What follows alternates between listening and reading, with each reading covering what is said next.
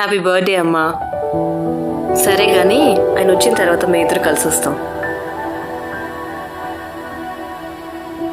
వచ్చారా ఆంటీ? ఈరోజు అమ్మది బర్త్డే ఉంది కదా, ఇద్దరు కలిసి వెళ్దామండి. అబ్బా నేను రాలేనే.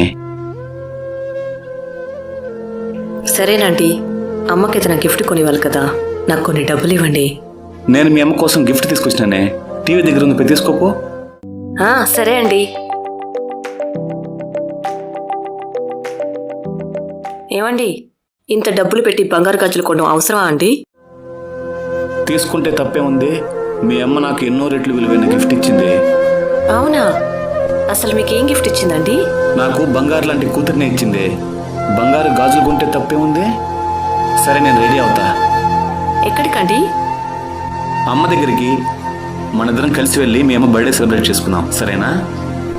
సరే అండి.